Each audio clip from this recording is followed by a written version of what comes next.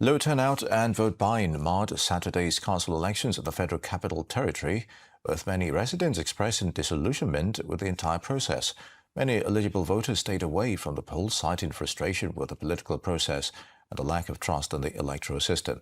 From Jikoyi and Karo to Buari, Gwagwalada Nyanya, Mape, Dede, Kuje, Kwali, Lugbe, Durumi, and beyond, turnout remained abysmally low. Rise News Chief of Correspondent Ferdinand Rora, who covered the election, joins us now for a recap of the exercise. Good to have you with us, Ferdinand. Well, thank you so much, Lee. All right. So what are your impressions of yesterday's Abuja municipal polls in terms of organization and voter participation, you think? All right, well, interesting. Thanks for categorizing it. So first of all, well, let's start with voter apathy. Well, it's very, very clear, and I do expect it. But then, well, we felt, okay, well, perhaps maybe because of the few campaigns that have been done, and then because of the sensitization exercises, well, maybe things were going to be better. But definitely they weren't. All across the 6 local council areas, well, there was indeed voter apathy. Now, talking about a place like Gwagwalada, where you have over 207,000 registered voters, well, we saw just 43,000 persons come out. And then also in Buari, where you have about 870 something, well, we only saw 63,000. Now, we put those figures together, they are less than 10%. And you really want to ask questions about, 8% of persons making a decision that definitely will affect the whole community. However, we know exactly what it looks like. The FCT is a metropolis, and so for lots of persons, they just want to stay out of government business. Go to work in the morning, come back, and just mind their family businesses. But unfortunately, you take a look at what's going on in terms of the impact on infrastructure, the impact on markets, the impact on even revenue collections, and you just want to say perhaps it's high time more persons started paying attention to local council elections. Well, I think it was last year, 2 years ago, well, we saw the fact that there was the Supreme Court granted local government autonomy, and then also taking a look at the recent electoral acts. We were thinking that people were going to use the opportunity to, of course, come out and see exactly that their votes might get to matter, but unfortunately, that didn't happen. So far, so good as regards voter turnout. You are indeed very, very correct. Voter apathy across the 6 local councils. And then also in terms of INEC and, how they did manage their business, well, definitely in terms of logistics, we all saw that the FCT is not immune to those challenges that we see in other states of the country. And that's because while INEC did its best to try and get materials early to some places, well, there are some places that also didn't get to start voting up until about 10 a.m. in the morning. And however, because there wasn't a heavy crowd, they were still able to wrap up voting businesses and then start collation, from around 2:30. Still talking about logistics, well, in some of the places where we covered, well, we also saw that ballot boxes and of course electoral officers were ferried around on the traditional motorcycles called Okadas, and you really want to ask if that might not have an impact on the process. I think we could do better. There was this arrangement with the transport association, but unfortunately, in some of those places, particularly in Gwagwalada, Kwali, Abaji, some of those remote places, they still struggled with issues of logistics. Well, concerning the beavers, well, I think the beavers had a pretty good outing in the places where I monitored, and not just myself, in the general coverage that Arise did. Well, we noticed that the beavers was used. Yes, it was used extensively, and we we had an average time of about 2 minutes, 2.5 minutes in some areas with the beavers working its magic and then capturing the person. So I think it's pretty good. However, we wish it could be done faster, but it's much more better than what we saw in the last general elections, where sometimes it could take as much as 6 minutes, 7 minutes, 8 minutes to even get some of these persons accredited.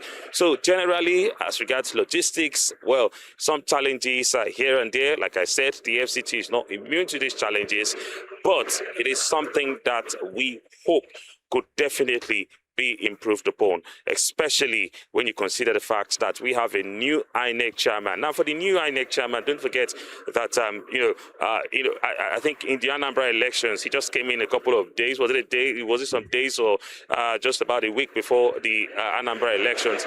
But this particular set of elections, where some elections that he was going to at least supervise, let the regs do their thing, but definitely we expected to see more influence from INEC, but that definitely didn't happen. Thank you so much for that detailed update. But from all you've said and all that you've observed, are we truly prepared in terms of INEC now?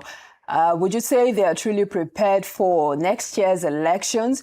This election, this particular Abuja election, has been described as a test for the recently passed Electoral Act. So would you say that INEC is truly prepared when it comes to transparency and credibility? Is INEC truly prepared? And also, looking at the election results that have been announced, what has been the reaction of party agents? Are they satisfied? Will there be tribunals as we've seen in the past? Okay, one at a time now. Well, let's start with the results. For the results that have been announced, well, I think it's very clear that those results were indeed now when you had such scenarios with the local council election, we saw that to a large extent the places where we had some reasonable turnouts were places where the locals were involved, and I'm talking about where we had some indigents coming to stake their claim. Abuja is a metropolis, if we will say again, and then in some places we saw some other persons who have lived enough in the communities come out to indeed contest. But then we saw a whole lot of the locals come in and try to try very hard to cast their votes and then also protect their votes. Well, let me just use this opportunity to say, I think it was, CSO Kimpact that did say yesterday that they recorded about 19 cases of cases of electoral violence. And so, while we had the security operatives quite present in some places doing their jobs, well, we still did see some issues of electoral violence, which definitely I think I wouldn't say it has come to stay, but it's something that we must continue to try to eradicate in our system. Now, that's as regards it, and talking about the results that we've seen. Well, obviously, they had to go those ways. Well, in Gwagwalada, the PDP candidate was quite very popular, and we saw exactly the margin that he used to win. But same thing also in the other local governments, 3 of them that have been announced, as well alongside that Gwagwalada elections, where we did see AMAC, APC put up a very strong showing, also in Buhari, also in Kwali. So fairly well, we did, we must say that, the elections and the results did reflect the choices of the people. Now, talking about INEC, well, we know very well that with elections, well, INEC and the other regulatory authorities have got to do their part, and then the people also must, play their own role. Well, as regards INEC, we talked about some of the unfortunate lapses that we noticed earlier, so I really wouldn't want to bore you with that, but there is still a whole lot more that needs to be done.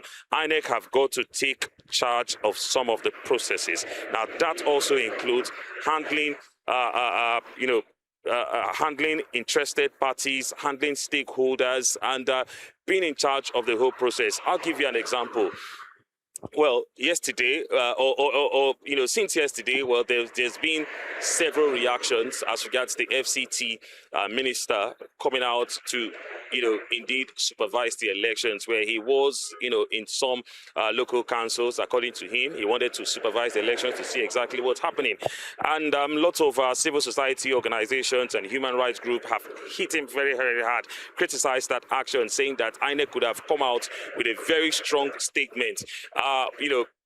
Usually, do we see governors monitor elections? Usually, should a minister or a governor or a person who has got some interest begin to go out on election day to indeed monitor election? Perhaps, that's something INEC should have indeed, put out very strong words against. And whether you like it or not, as an interested party, even if you are the minister, even if you are the president, even if you are the governor, whatever it is, the place in the election is just for you to go out there and then vote.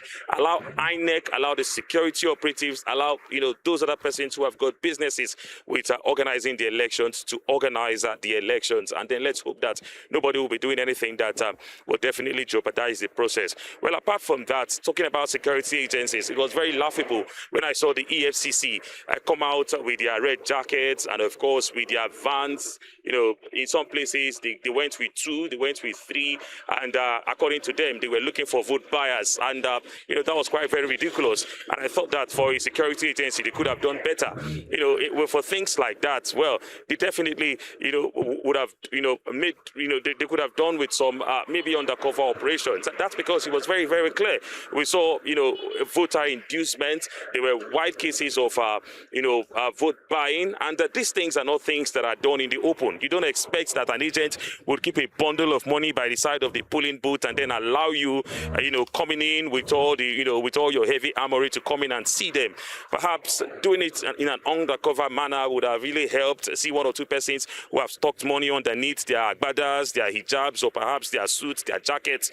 That could have been better. So I think, there are lessons for us to learn. But the big question is, do we just want to continue to put up a show, or perhaps do we really want to learn from these experiences? Yeah, well said, Ferdinand. And finally, what needs to change for transparent elections next year? Well, a whole lot. Well, for me, I think first of all, the people must own the process. When the people own the process, it's very difficult for, machineries who want to work against the process to come in and then dominate. I think if we have more persons in polling centers coming out to vote, well, definitely it will be very difficult for 1, 2, 3 thugs to indeed come out and circumvent the process. So I think the people have got to come out more. And then also I think the civil society have got to come out and continue to indeed clamor for these reforms. It's a shame that often, or perhaps I should say, in the last 27 years, of our democracy, well, we continue to see these electoral reforms before every administration or before every election and then after every election. But then when you take a look at the process, some people would say that, perhaps it's getting worse, or maybe, just to put things mildly, there's still a whole lot more for us to do. So the civil societies, they must continue to cry out, they must continue to shout, they must continue to put the government under pressure. And then also the government of the day must determine to leave a legacy. Let's go back to the Yaradua, situation, back then, when, after the general elections, he came out and did say yes, that he realized that the election had several lapses, and of course put machineries in place to indeed correct that process. But when a government comes in and perhaps does not acknowledge 1 or 2 lapses in the elections, and then or perhaps the Senate or the whole National Assembly does not really try to identify with people-oriented recommendations, like we saw just a couple of days back during the discussions with the electoral bill and leading up to the signing, when a whole lot of Nigerians clamored for the transmission, and then not just transmission, real-time transmission. But obviously, the bill was signed, just the day after it was passed by the by the National National Assembly, and Nigerians felt that maybe the government could have done more to study it again, look at those lapses, look at those demands of the people, and then see if somehow it could have been improved. So the government has got its role, civil society, they've got their role to do, well, also, the people themselves, they need to come out and then own the processes. And somehow, you also want to talk about the international community, as long as they continue to be stakeholders in the elections. But don't forget the United States, the EU, they always send people to come in and then monitor these elections. They also help out with some form of logistics. Well, they also somehow need to have a say. So these are the stakeholders, and we expect that if everybody does play their own role, perhaps things should be much more better.